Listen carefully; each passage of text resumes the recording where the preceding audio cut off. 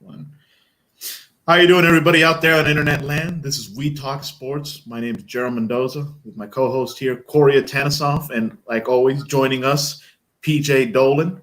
We got a lot to talk about today. We got our list of our opinion of the best champions of the last decade. We're going to go over in a little bit, but first we're going to go through the rundown of the biggest sports news of the moment, and to that, I'll turn it over to Corey. All right. So first, we've got the NBA and the NBA Players Union are agreeing to having different names on the back of their jerseys if players do so choose, and that way they can keep forwarding their social justice causes that they're having right now in lieu of the Black Lives Matter movement. And so they can put things on the back like Black Lives Matter or I Can't Breathe or any slogan, any name, anything that they want to put on the back of it. They had an idea for putting names of people who were lost to police brutality on their jerseys, but they ended up not doing that in sort of caution of angering any of the families of people whose names weren't included on those jerseys. Additionally, we see some things in the NFL right now, specifically with Gerald's favorite team, the team in Washington.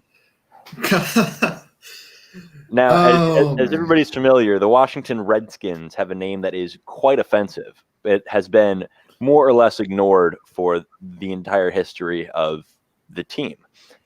Well, now Nike just pulled all of their products, all the Redskins products that are on the Nike website, and FedEx even called for a name change, which means a lot considering FedEx is the main sponsor of the stadium.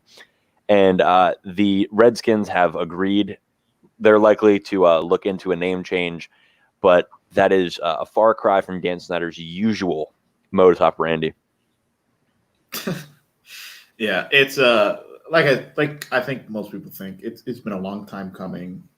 It was eventually going to catch up to them, and yeah, it does kind of light a fire under your feet when some of the biggest sponsors, not only for your team but in the entire league, are sending a clear message that they no longer are going to deal with your ineptitude about the name. So yeah, Nike pulling all the merch off of their website from that under the tag Redskins, that was a big move. FedEx telling them to change, asking them to change the name considering they play in god awful FedEx Field. Yeah, that was probably necessary. So I'll be honest, I haven't bought any merch from them in my life, but that's also because they just suck and don't deserve my money. But You don't even have a jersey? I don't have a Redskins jersey. I don't have a Redskins hat. If I get it, it's because it was given to me by someone. It wasn't like I didn't spend my money getting that crap. It was a gift most of the time. And there are some rumors and circulations about what the new names would be. What the new name would be if they decide to change it. Would you guys take? I want to hear your opinion. What you think the new name of the Washington NFL team should be? Just like off the top of your head, anything that comes to mind. Well, I personally think the Washington Natives wouldn't be bad because it would show that they would sort of change the way that they look at the logo. They wouldn't have to necessarily even change the logo. I mean, we saw in 2018, the Indians took out Chief Wahoo as their main mascot and just replaced it with the Red Sea. So we're not seeing any more Chief Wahoo in the MLB, and maybe we're going to see that with the Washington Redskins. So I think the Natives wouldn't be too bad, but there's also other options like the Generals are always something that people eye for Washington teams for whatever reason. I feel the Warriors is the most talked about one that I've heard going around. The Washington Warriors? See, the problem with that name is that name implies you win. And the thing about the Generals is also that that's the name of the team that the Harlem Globetrotters they always beat. Yeah. They got the longest losing streak in professional sports. I would fit right in. Other names that I've been seeing are like you said, Generals. I've seen the Washington Sentinels, the Washington Red Tails, which is an homage to the Tuskegee Airmen of World War II. But yeah, like you said, Washington Warriors is probably the one I've seen the most. Someone said just take a book out of George, like I think it was, I forgot, George Mason or George Washington, one of the universities in the area, and call them the Washingtons. just have the mascot here. Hold on, let me. Happy George Washington. Yeah, just what's that trash bag company? Glade? Yeah, the Washington Glade. The Washington Hefty. Yeah. Can you imagine this being the mascot? So you're all just going to steal the mascots from the Nationals? Right. The big bobblehead guys. Exactly. Call them the Monuments. That wouldn't be bad. I mean, I think with Warriors, they want to keep as much of this Native American flair. You see, that just looks like Florida State. Everything about that just screams Florida State Seminoles to me. Okay, I have one theory is I think they'll change the name. They're not going to change the colors. No, I don't think they won't. They can't rebrand. They can't do a complete rebranding of the team. They're just going to do a renaming, I believe, and maybe change the logo. Maybe. Oh, but to change all of the merch, that's pretty sick. But that just reminds me of Florida State, everything about that. Okay, but what do you prefer? There's also Florida another State one. does have a sick uniform. That's what I'm saying. Oh, also, I want to mention that the Washington Generals would be a perfect name, considering the Washington Generals had a 2,500 game losing streak. I mean, yeah, that sounds accurate. How about this one? This possible Washington Warriors, but they will change it to more DC centric. Those uniforms are horrendous. Yeah, they're terrible. Look, they look like mustard. Let me be honest here. Nothing is ever going to look good with these colors. I mean, but at least try. Jesus. Yeah. The logo's not bad. Yeah, the logo's not bad, but these color rush uniform type things are absolutely terrible. It's horrendous. So, I mean, like I said, I don't know. Look, the reports are still saying that they're heavily considering it, but never put it past Dan Snyder to make another stupid decision to keep the name. Won't put it past him. So, speaking of terrible owners, no, I'm just kidding. No. It's yeah.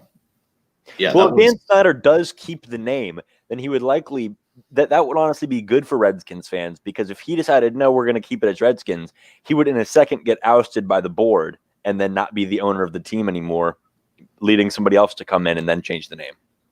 Please. So you need to pray that Dan Snyder does not change the Washington Redskins. or like you said, he could just change the logo, like PJ said, change the logo. He would probably change it to a potato. He might change it to something more offensive, knowing him. He might be like, all right, we're going to change the name to something better, but we're going to change the logo to Chief Wahoo and just make it supremely offensive to everybody. Yikes. Yeah. I don't know. This is completely all up in the air for Dan Snyder. This is anything is possible with him. I'd be surprised if the right decision is made. That's all I'm going to say.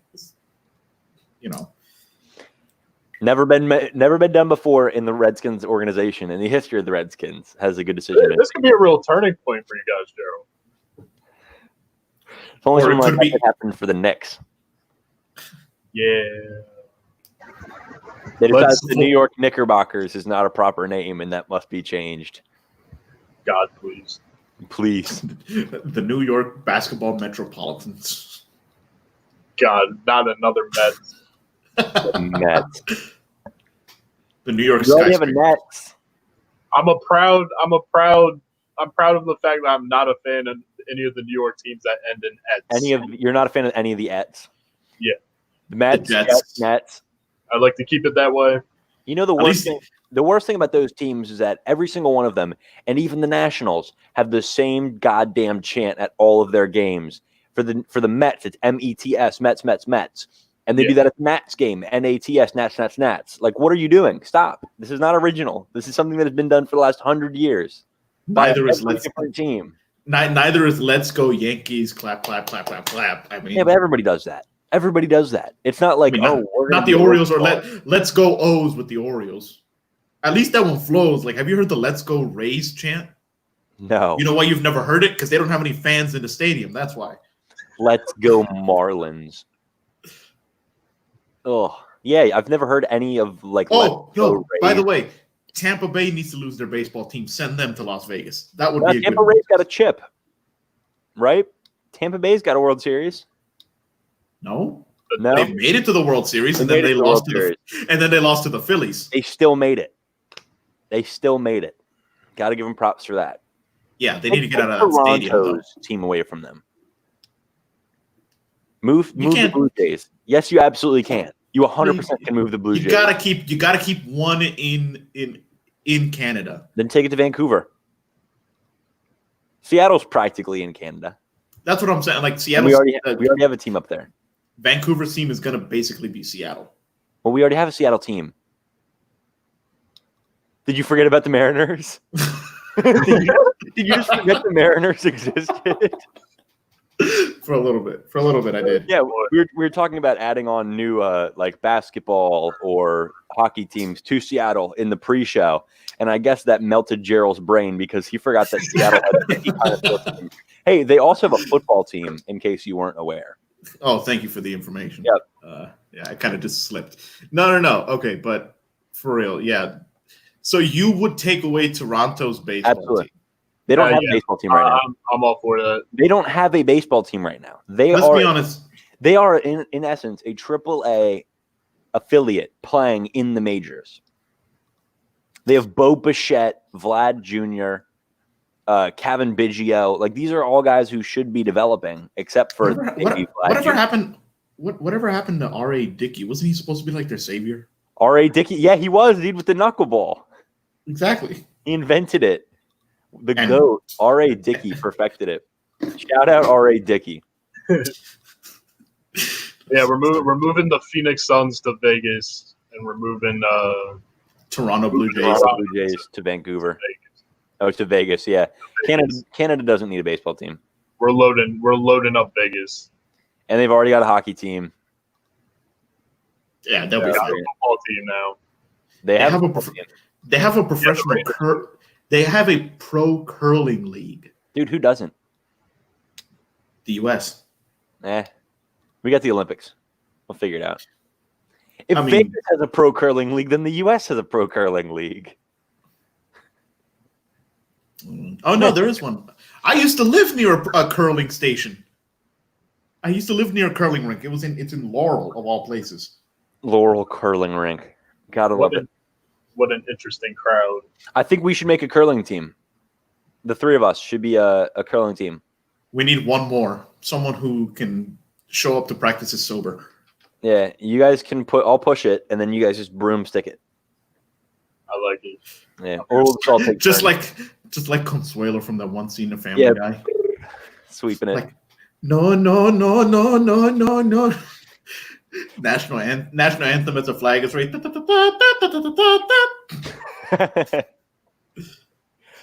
All right. Do we have anything else to cover in the rundown? Any news, PJ? Really, I just want to put my thoughts in the fact that this basketball thing is not going to work. The Clippers already shut down their practice facility yesterday, I think. Yeah, they had one positive test for coronavirus, and so they shut down the facilities. Have you seen the practice courts in the ballroom? I think is one of the hotels.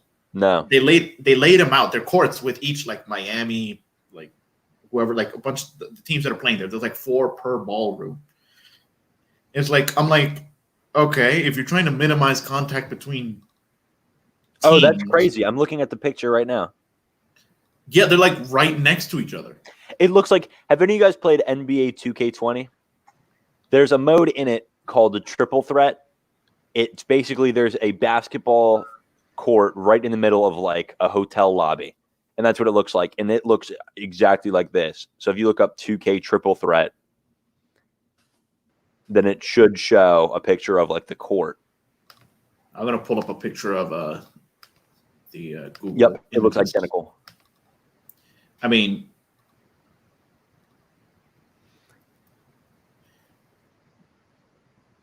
like the ones this is the one that's in Disney. I don't know why it's so blurry, but you see how close they are. Like this is Pacers, this is another team, there's another team back. There's like 4 of them in a row. Exactly. So like they're all right next to each other. which Yeah, but means that's sort of what they have to do. I get that's what they have to do. Like, I get it, but I'm trying to think. Like, I think Stephen A. Smith probably said it best. This is not going to work because there's just one or two. There's enough non-disciplined NBA players that are going to try to sneak out of the compound and do something in Miami. J.R. Smith calling it right now. They got the Henny edible sensation on their team. I mean, hey, back on the Lakers, back reunited with LeBron James. Oh, God. Well, not back on the Lakers. He's on the Lakers for the first time. On the Lakers. I mean, back with LeBron James is what I meant. Yeah, LeBron didn't want him around. I don't know why they picked up J.R. Smith. It's a terrible move. Interesting. I've never seen anyone eat peanut butter off of a knife. Good Lord. Yeah, when you're hungry, you got to do what you got to do. 3 p.m. and I haven't eaten yet. I woke up an hour ago. This is why we can't have nice things. But anyway, last thing. This is in international club soccer news. Is that Lionel Messi has announced, or him and his father and his agent have announced, they have stopped contract negotiations with FC Barcelona, meaning at the end of 2021 or in 2021, Messi will most likely leave the team. It's unclear whether he's going to retire from club level play or go to another team or league, which is, if he can just say, give me a contract to any team and they will give it to him for as much money as he wants. He should go to Ireland or India and just dominate. China. The Chinese Super League seems to be the one that's growing the most because they have almost as much money as the U.S. Yeah, but then he can't do anything. That's true. I'm saying, it would be a blockbuster deal, but I think him, and there's also rumors of Ronaldo both considering coming to MLS. I don't know much about soccer, but that would be obscene. Imagine. Look, they say Baltimore's vying for an expansion MLS team in the next round of expansion. Where are they going to put it? Royal Farms? That's MNT. MNT, yeah. Yeah, they do play games at MNT. It's natural grass. Yeah. Yeah, they do. And it's so they might just put them there and then build another soccer specific stadium or something. So, who knows? You never know. I know. I'll tell you this much: the Angelos are not going to let them play in the damn baseball stadium. No, sir. No, sir. No, but imagine an MLS team, and then all of a sudden, they end up landing Lionel Messi.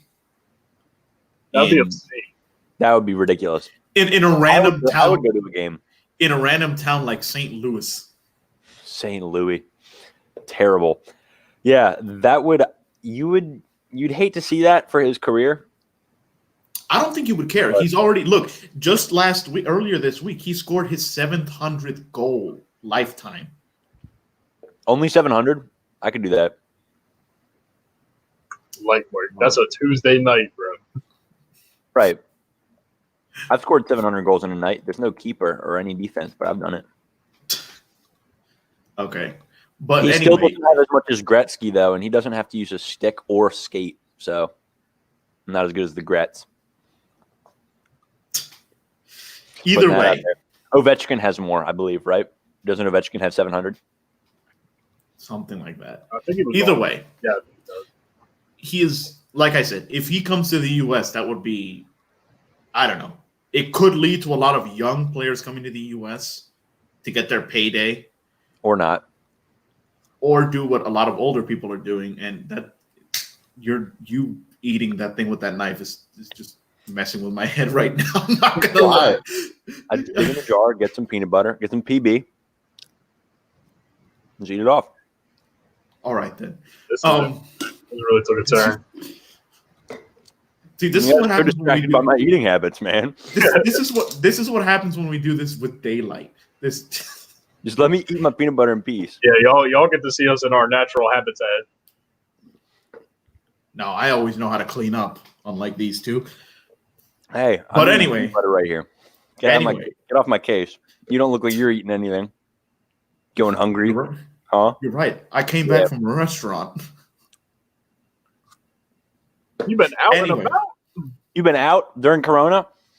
You see, not only can I eat off of this, I can also cut you with it. And if you're allergic to peanuts, it's double damage. Anyway, should we move on? Don't let a man with a nut allergy come lacking around me. I'm gonna get him. Throw a bucket. Hold on, real quick. What brand of peanut butter is that? Target. Generic brand. Okay. Extra crunchy, yes, sir. Of course, you Extra guys. crunchy. Before we get too off topic, Look at this stuff. Hold on. I gotta get you. We've been known. Look at that. we really need to start a That's food mad. show because we end up talking about food for half the time. I was about to say we've been known to get so off topic when it comes to food. That might have to be the third channel. We talk food. Dude, everybody eats food. Everybody likes food. There's nobody who's like, oh, I hate food. I'm like, what the hell? Here's the thing: we live in a culture where you can go on We live Twitter. in a society. Exactly, where you can go on Twitter and type in tacos are great, and someone's gonna come back and say tacos are like a gentrifying part of the food pyramid that shouldn't be heralded as a cheap food because it takes advantage of someone else's culture or something. And someone else is gonna comment underneath, your silence on nachos is very telling. And I'm just like, Oh, right.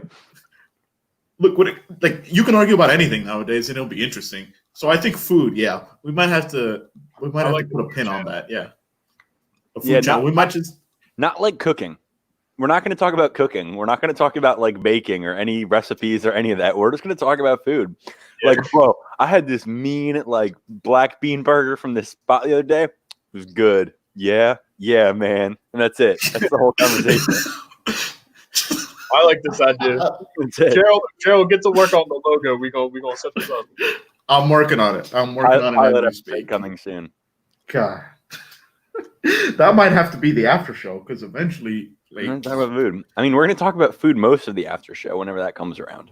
Yeah, that's what I'm talking. I mean, that might just Naturally, something. All roads lead back to food for us. it's almost as if it's almost as if that's necessary for human life. Yeah, exactly. Yeah. Gerald with the deep thoughts. Damn, Gerald, you should have Hold a on. podcast or something. Right. Hey, I know Corey's tried it. I don't think you've tried it, PJ. Have you ever tried my homemade horchata? Oh, it's so good. No, sir, I have not. I'll tell you right now, it's good because Hold on, you can keep talking. the way I make it, or the way my family learned how to make it, is it's a family recipe. Instead of using water, so you have to start off by soaking rice in water overnight with cinnamon, Right. then Right. blend it together and strain it and put it into a jar. Then add 2 to 3 gallons of milk. Then add an entire bottle of Hershey's chocolate syrup, and add more fine cinnamon to the mix. How much rice are we talking, dog? That's a lot. It's not. I mean, it's a lot of milk, but the rice is like, I don't know, like maybe a pound of rice. That's a lot of rice. It really isn't. I eat more than 2 pounds a day. 2 pounds of rice? No, you Jesus don't. No, you Christ, don't. You absolutely don't. I'm calling bullshit on that. Do you know how much we eat rice in this family? Yes, but there's no way you eat 2 pounds of rice. I mean, 2 pounds pre-cooked. No, because it's heavier when you cook it because it gets water in it. There's no way you eat 2 pounds of rice. Dog, I don't know. no, Probably do. that's a bullface. If you eat 2 pounds of rice, salute to you. That is It's not like I'm eating it with like a side of potatoes and more starch on the side. Like, no, it's like that is the 1 side. pound of rice is 11 cups of cooked rice. So 2 pounds is 22 cups of cooked rice. Okay, perhaps I've gotten my There's measurements no wrong. way. maybe we Let's- need to do a baking show so we can teach Gerald how to measure. Yeah, we could teach it. Yeah. Oh my God. Yeah, just casually drops. Yeah, I eat like 2 pounds of rice a day. Gerald, you need to be institutionalized. You need to be locked up. You're a dangerous man. In food prison. Yes. No, in just regular prison. It's regular. That's a crime against humanity. Eating 2 pounds. We're sending Gerald to Guantanamo Bay for them. They say there are kids starving in Africa. No, there's kids starving right here, and you have the audacity to eat 2 pounds of rice in a day? Goodness. Can't let it go to waste. Have some heart, man. It's rice. It doesn't go to waste. So it's sports. It's like rice and honey are the two things that don't spoil. Gerald allegedly eats 154 cups of rice per week. How many calories is that? God, I don't know. Per cup. Guys, remember the number 154. 154. If Gerald eats 2 pounds of rice a day, he gets 206 calories per cup of rice, which means he has 4,532 calories each day just from rice.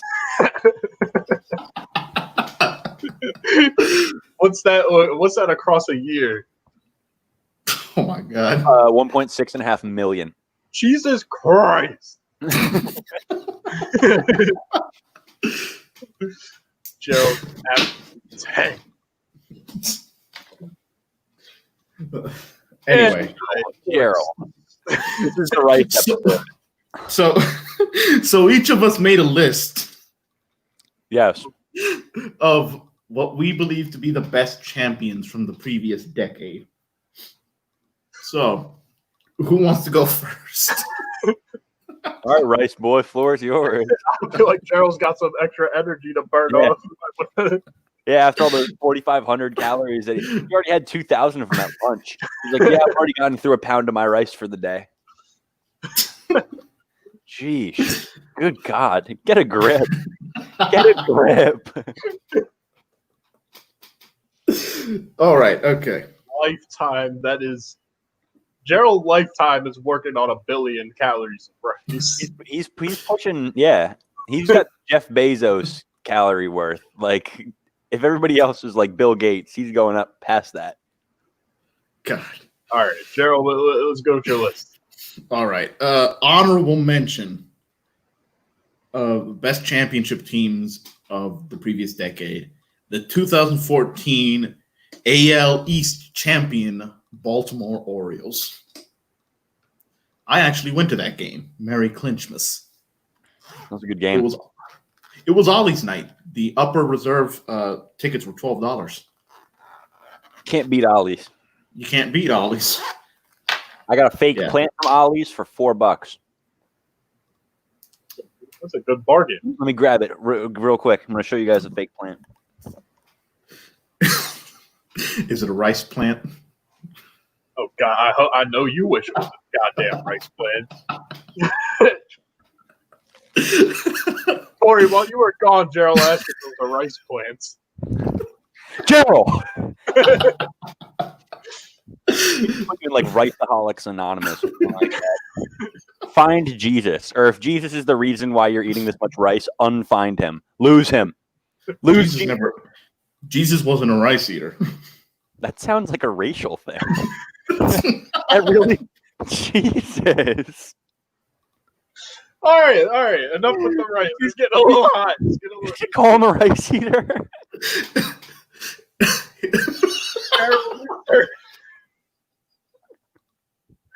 There's certain things about how to say, Gerald. Gerald hates Mexican soccer fans.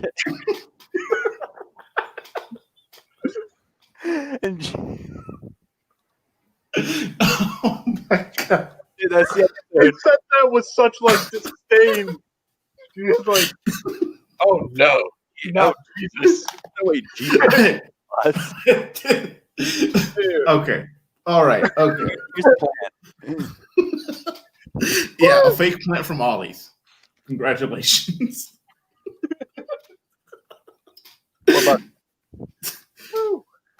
Oh my God, right. Gerald, get yourself together. You just can't say if this is how if this is how I am sober. Our channel's getting demonetized. That's exactly what's happening. Video's getting demonetized.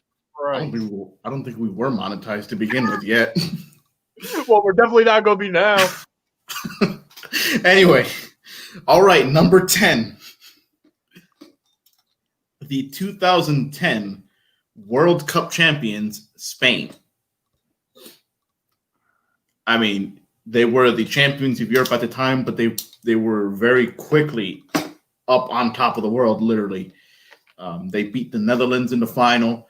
They had an all-star team, some of the best players from La Liga. I mean, it was just a good team that ended up, that was the best team of the tournament that ended up winning that title. So, yeah, number 10. Number 9 is the 2014 inaugural college football playoff champions. What the hell are you laughing about now? Just keep going, bro.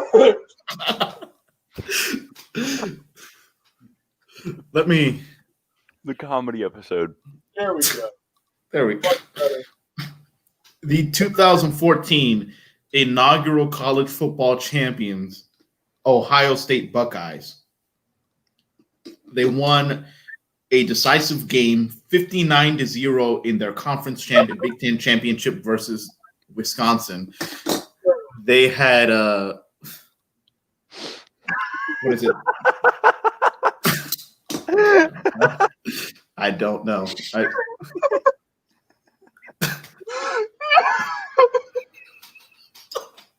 What? Gerald, put yourself back on the screen, bro. It's okay. Just keep going. I've got tears in my eyes, dude. I'm going to mute you guys for a second.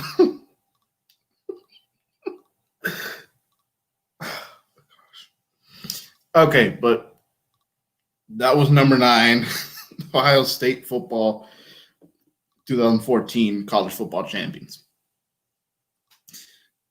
Number 8, the 2019 LSU Tigers college football champions.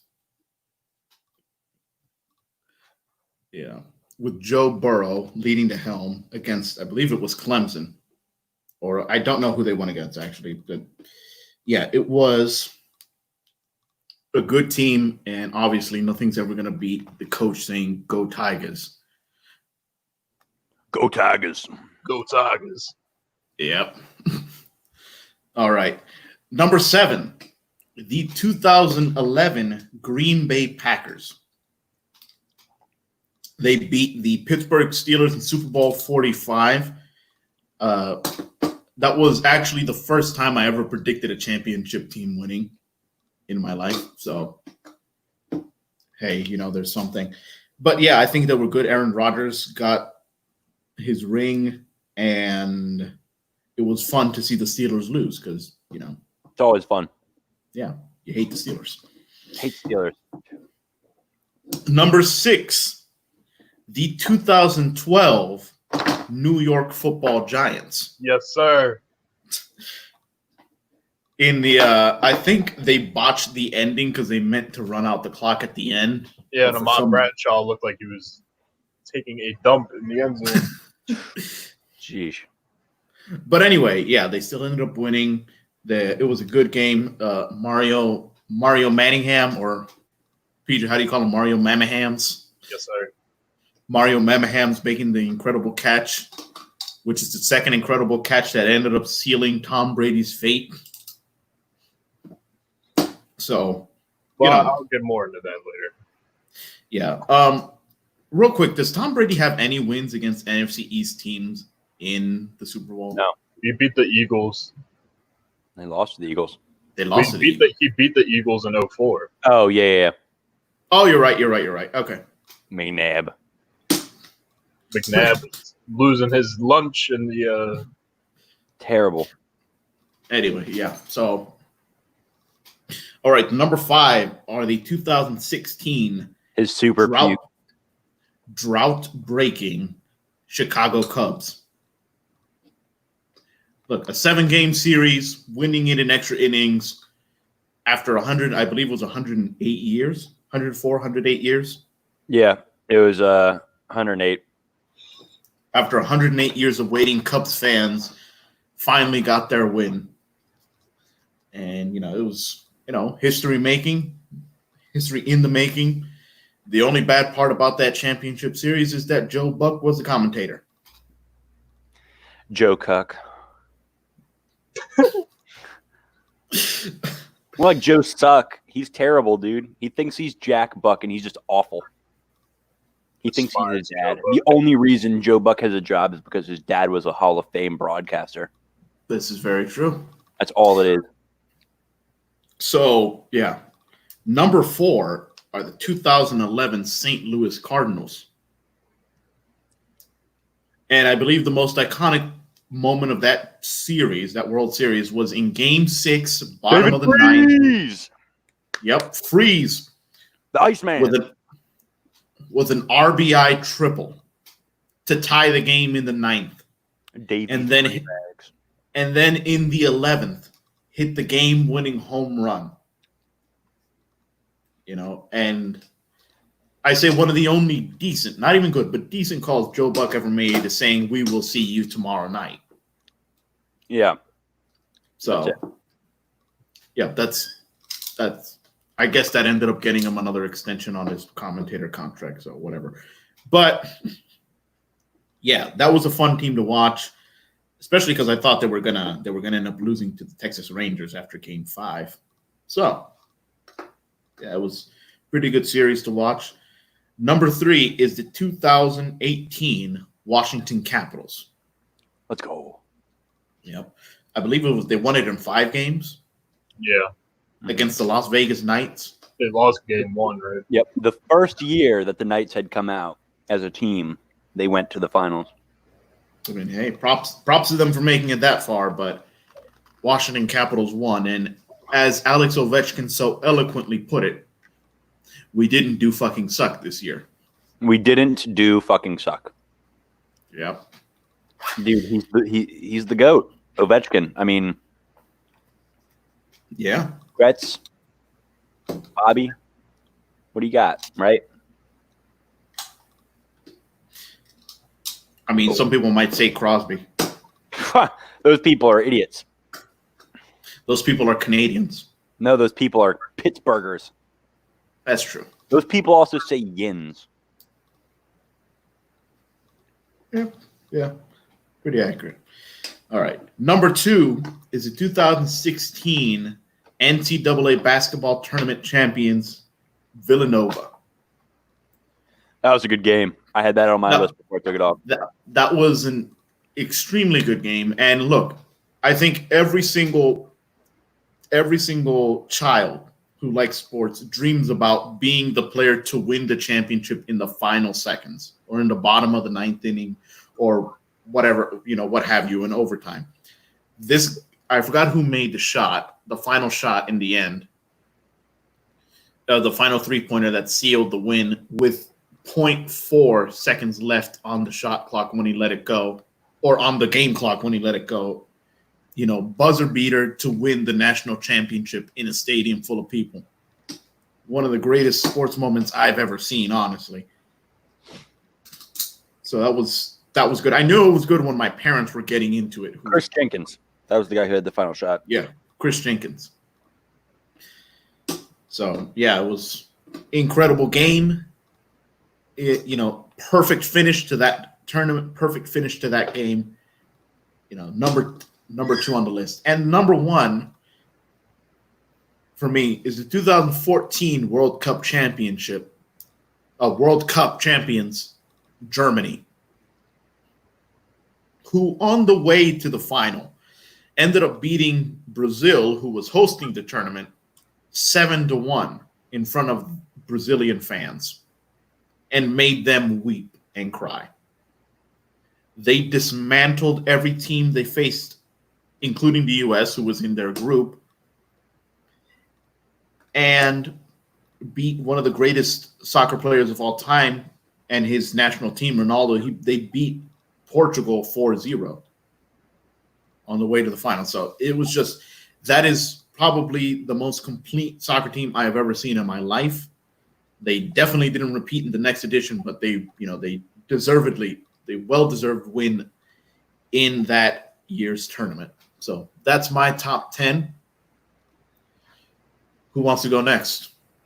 I'll go ahead and take this one. All right, so I have a top 9 because I don't really I didn't have the foresight to put together a good solid 10. The ninth best one is the 2017 World Series when the Dodgers beat the Yankees in 7 games, because that's exactly what happens and nobody else can tell me anything different. And the next one is the Cubs 2016 win, which, as Gerald said, was their first chip since 1908, and was a great run that they had with Joe Madden and the Cubbies versus it was the Indians, correct? Yeah. Yep. And that was just a good, solid World Series. Then there's a lot of 2016 in this one, so buckle up. It's a great year for sports. Then it's Kofi Kingston as the WWE champion. Shout out Kofi. For 13 years after his professional debut in WWE, winning the WWE Championship, making him the first black wrestler to hold that championship that is still active today. Up next is, I might be ranking this one a little low, but the 2018 Capitals, just because it brought a title to DC for the hockey fans. It put Ovechkin in that conversation for somebody who can actually do something and didn't fucking do the suck this year. Also, I believe that is the second championship I have ever seen in my life for one of my favorite teams. Only 2 I've ever seen. One of them being the Colts beating the Bears back in like 2006. And that's it. No more championships for me. Yeah. Next up is 2012, the New York Giants over the New England Patriots. Just a hell of a game in Indianapolis, as Gerald already said, and as PJ will say, because that's his number 1. I'm already telling you this right now. Then the 2010 Lakers, their championship, Kobe, his last chip, just him and Pau Gasol getting some love there. Shows that Kobe could win a ring without Shaq, and he did. He did pretty well. I mean, he's got, 2 of them without him. Next up is the Penn State Big Ten Championship in 2016. It was a 38-31 win over Wisconsin, and there were 11 scores in the game. It was competitive all the way through, and Penn State was able to make it there off of a fourth quarter, basically buzzer beater, blocked field goal by Penn State against Ohio State at Beaver Stadium. One of the best finishes to a game in college football history. Just excellent. You know, they say here comes Tyler Durbin, who is reliable within 35 yards or automatic within 35 yards, and then gets his field goal blocked and taken back for 7 points. Next up is the 2016 Cleveland Cavaliers, because you can't doubt that was one of the nicest comebacks ever. The Golden State Warriors had a 73 win season, 73-9, and they were up 3-1 in the finals. And LeBron James and all of his sons on that team came back from 3-1 to make an incredible Game 7 with the final call and blocked by James. Just an incredible game all around. Incredible series. You can't get better than that. And then the number 1 in my list is the 2017 New England Patriots versus Atlanta Falcons. At halftime of that game, I think it was like 24-3 at that point. Or it was like 21-3. It was bad. And so later on, it got up to that 28-3. And I texted my dad. And I was like, this game's over. I was like, this game it's over. There's no comeback. And he just texted me, don't count out touchdown Tom. And I was like, what the hell? All right, whatever. He's down 28-3. And then he came back and won it, which is unbelievable. Tom Brady is far and away the best quarterback of all time, if not one of the best, or if not the best player of all time in professional football, but definitely the best quarterback. And that rounds out my list. I mean, 2 Tom Brady appearances, a Kobe, a LeBron. Had to cover my bases. Last 10 years. All right. So I'll start my list. I'm glad I can mix it up a little. I got some different stuff in here. Number 10, we got the 2010 Lakers, Kobe's last championship. It was a hell of a series against Boston. Yeah. Paul Pierce, KG. Dude, that Celtics team. Rajon Rondo. They were Ray nice. Allen. Was Ray Allen Kobe put on an absolute show that series. All right. Number 9, I think Kobe averaged like 28.6, or he averaged 28.6, 8, and 3.9 in the finals. Jesus Christ. Damn. All right, so number 9, we have the 2013 Baltimore Ravens. Ray Lewis's last ride, the General's last ride. some bias here. Just the atmosphere around that time in this area was insane. Watching the Ravens, you had the 4th and 29 from Ray Rice, who obviously we don't condone Ray Rice here, but yeah, we don't support Ray Rice and we don't support Karl Malone. And unfortunately for Corey, they had the Colts in the wild card. And then that game against Denver in the divisional round, one of the best playoff games I've ever seen, with the Jacoby Jones touchdown. It was like less than a minute left. The Mile High Miracle, I think. Mile High Miracle, yeah. And then Peyton Manning doing what he always does in big games and throwing an interception. And Justin Tucker booting the Ravens to the Super Bowl to the AFC Championship game in his rookie year. And then in the AFC Championship game, they got their long-awaited revenge against the Patriots for the Billy Cundiff game. And then, of course, they went on. You know how that Super Bowl went. The lights went out. All that Ravens ended up winning. Number 8, we have the 2010 New Orleans Saints bringing a chip back to the city of New Orleans. Sorry, Corey. Terrible, man. Once again, Peyton Manning doing what he does best. Colts always have to be the butt of the joke, huh? Peyton Manning doing what he does best and coughing up the game. You're a Knicks fan. That's bold of you to shit on another team. Hey, bro. We're not even in big games to blow. So the Pacers would like a word with you. Man, listen. 2013 Knicks would like a word with you. It's not my fault Roy Hibbert decided he was Jesus Christ for approximately 30 seconds. All right. Number 7, we have the 2011 St. Louis Cardinals, as Gerald previously touched on. The hell of a World Series. Cardinals were down and out most of that series, and then they came roaring back. Then we have at number 6, the 2019 Nationals. First World Series championship for the franchise, and they started out the season, 20 games under 500. They had to go on a hell of a run to even make the playoffs, and then once they did, it was a wrap. No, it wasn't. We can talk more about the fact that it feels better that they beat the Astros. Oh, absolutely. Well, yeah. By the way, that's someone. Also, we don't endorse any Astros. No Astros. No Astros. Yeah. Astro free zone. So, at number 5, we have the 2018 Washington Capitals. Similar reasons. First Stanley Cup for the Capitals. Ovechkin finally got his, and then we got just the atmosphere at the time. Watching it with all my buddies who are Caps fans, and it was a hell of it was fun to watch them. Finally got over the hump and beat the Penguins. Next, we got at number 4 my 2012 New York Football Giants. The entire season we started 6-2, and then shit hit the fan as it usually does. But we were able to turn it around off of Jason Pierre-Paul blocked field goal, which would not have happened now because that hand no longer exists. However, oh yeah, isn't it the anniversary of that coming up soon? Yeah, it's 4th of July tomorrow. But yeah, so we were down in Dallas. There's 4 games left in the season. If we beat Dallas, we're in control of our own destiny. So we go into Dallas, down by 12 with 2 minutes left. Eli Manning leads a comeback, and we block. Jason Pierre-Paul blocks the field goal to end the game. Back when he had 2 hands. Yeah. Lost to the Redskins the next week. That was, Redskins swept us that year, so congrats on your chip, buddy. Then we have the game against the Jets. Victor Cruz goes 99 yards, one of the most electric games I've ever seen. Ahmad Bradshaw put on an absolute. I think Ahmad Bradshaw had 2 or 3 touchdowns in that game too.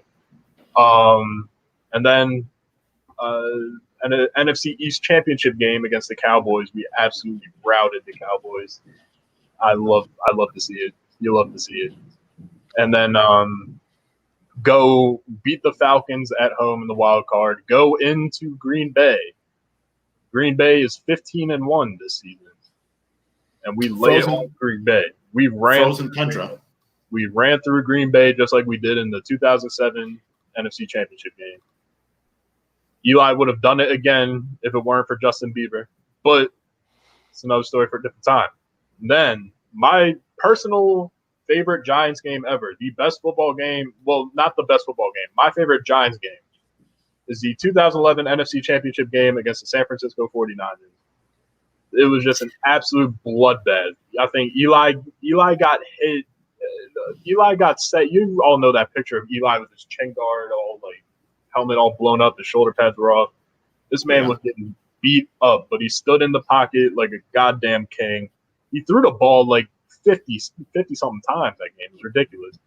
Did we win off a last minute or overtime field goal? Yeah, so we stripped the punt away from Kyle Williams. I'm sure 49ers fans out there, if y'all actually exist, y'all enjoy that memory. Then Lawrence Tynes, just like he did 4 years prior, booted us to the Super Bowl, and the rest is history. We did the same thing to Brady that we always did. Speaking of Tom Brady, at number 3, we have the 2017 Patriots against the Falcons. That is the greatest football game I've ever watched. I will never forget, because, at that time, Brady still had 2 Super Bowls coming up. Little did we know. Obviously, Brady was in discussion for the GOAT, but arguments could be made of other quarterbacks, such as Joe Montana.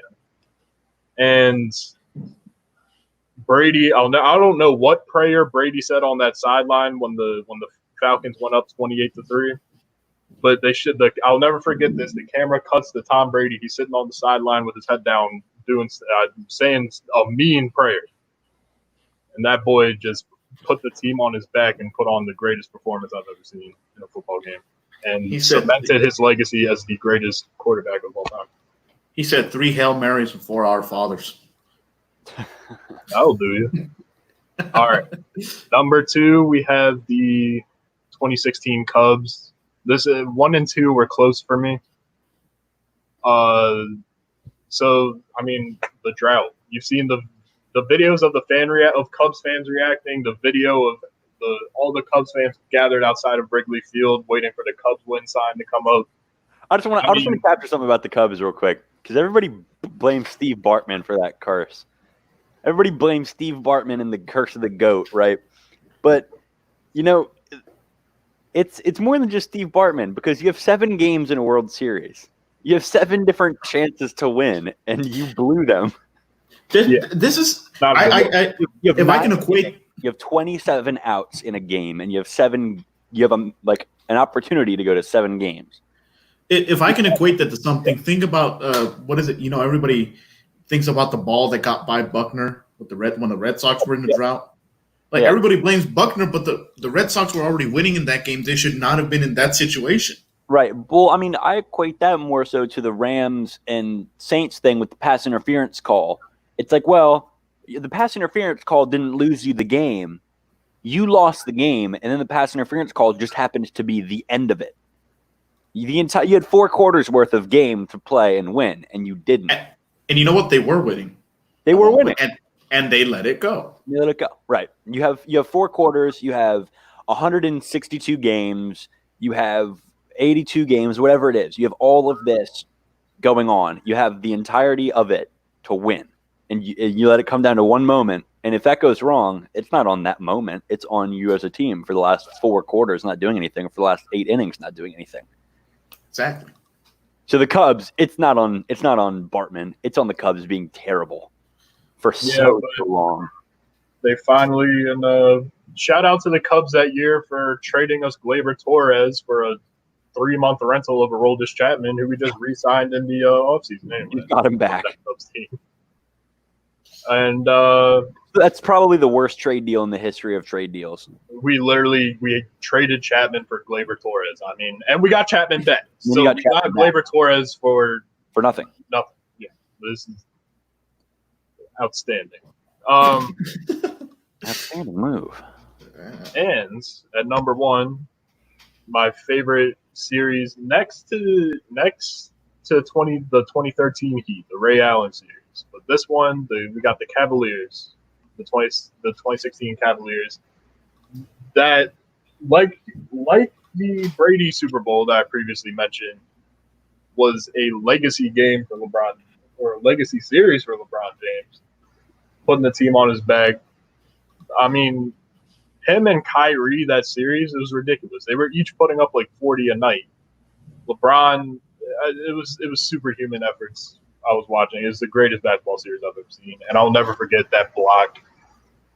Yeah, I was Iguodala stuffed him at the backboard. Oh, just LeBron coming in like a bat out of hell out of the corner. Blocked by James. That was insane, man. It was one of the greatest. Likewise, ending Cleveland's drought, same as the Cubs. Just for you, Cleveland. 2016 was a hell of a year. 2016 was probably the best year in sports. I'm willing to say that. 2016 is probably the best year in sports that we've seen in a long, long time. Everything else? Yeah, well, I mean, Cleveland, like 2016 had the MLB. It had the Cubs World Series. Cavs, Cubs. Cubs. The Patriots won in February of 2017, so you could count that as a 2016 shit. Yeah. It was a hell of a run. The national championship for basketball, the Villanova. Yeah, that was Yeah, it's got to be like the best year for sports. Who won the Stanley Cup?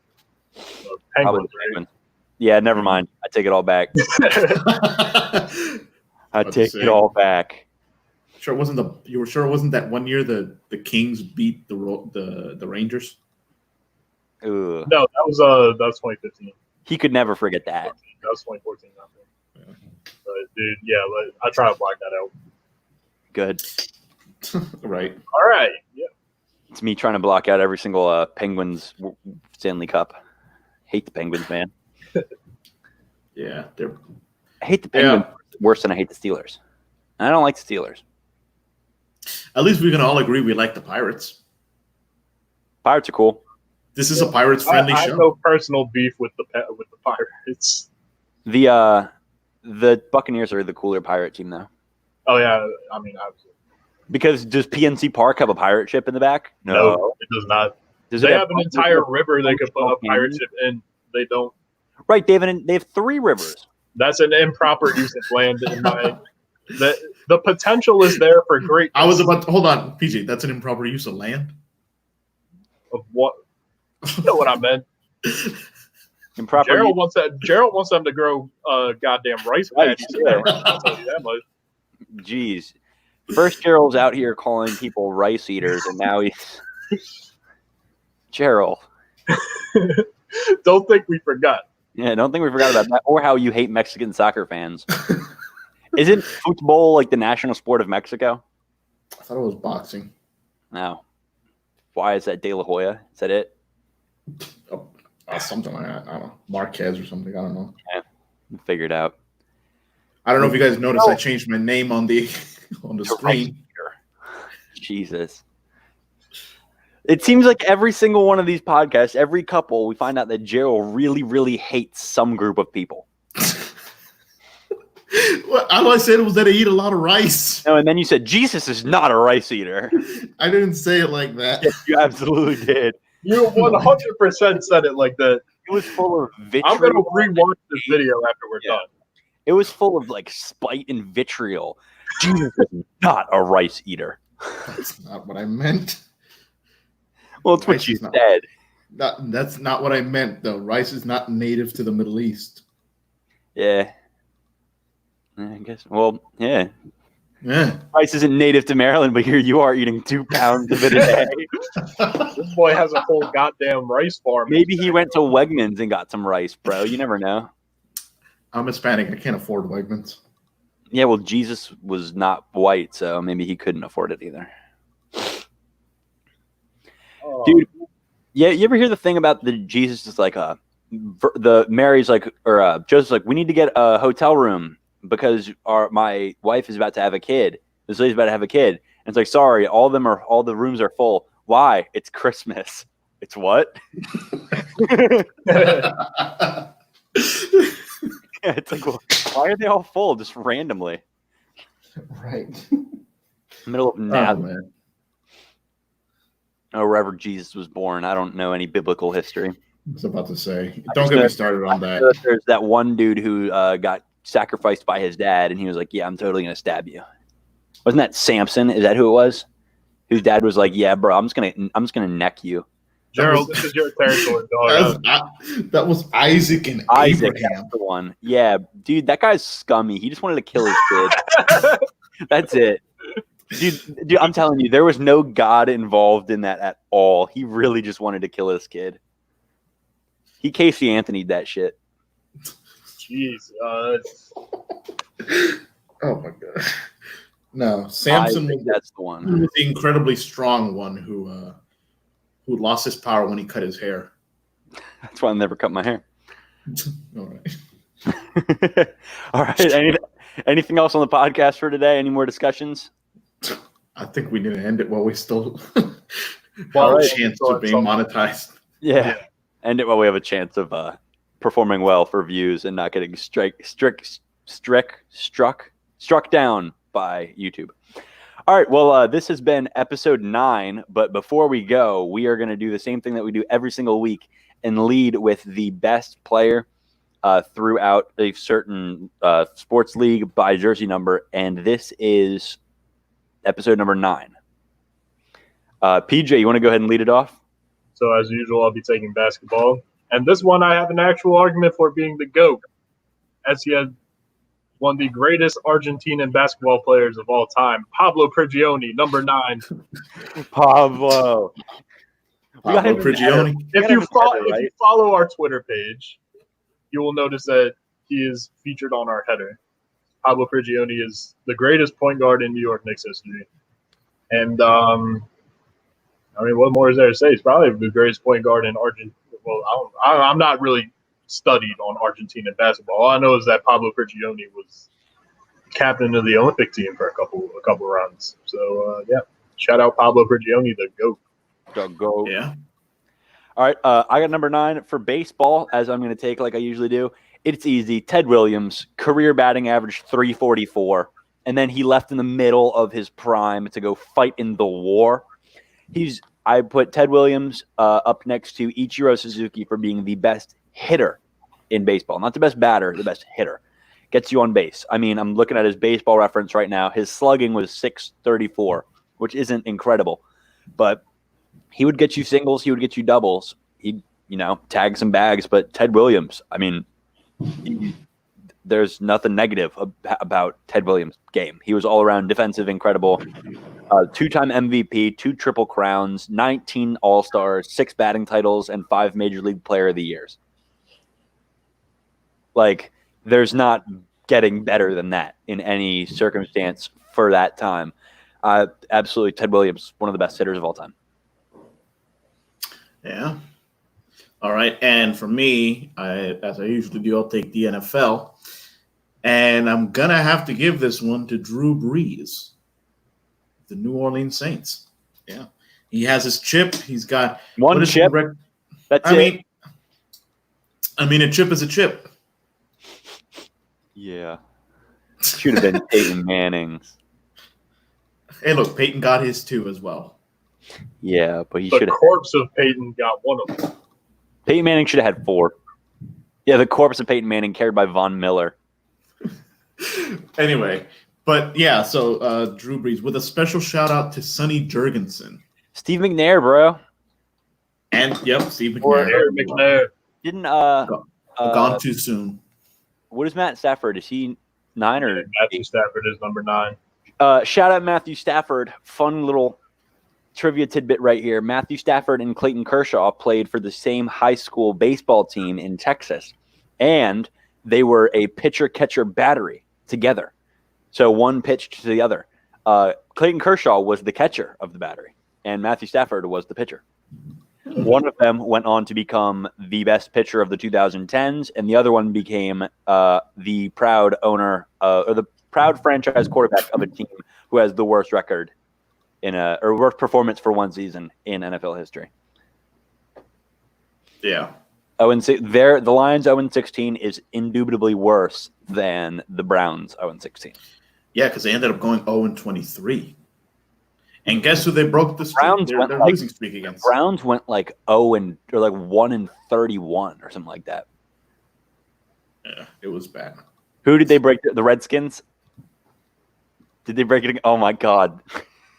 I was watching that game. We actually thought we might win. Broke their streak against the Redskins. That's awful. I thought about giving up right then and there. I'm sorry, But Joe. But at that point, I was a good 6 years into my deep. Hey, Indianapolis is always accepting applicants. You can get them. You can get us now before we're really good because we're going to hashtag tank for Trevor. Trevor Lawrence is just another Peyton Manning. He's just another Peyton Manning. He's just another Andrew Luck. He's the same thing. Yeah, that seems to have worked for you really well these last 5 years. Well, I was saying, you want another Andrew Luck? How many playoff appearances do the Redskins have in the last 10 years? Yeah, that's what I thought. Shut up. Sit down. All right. So that's going to do it for episode 9 of We Talk Sports. I've been Corey. PJ. And Rice Eater. And that's going to be it for this week. We'll catch you again next week on Fridays. Signing off.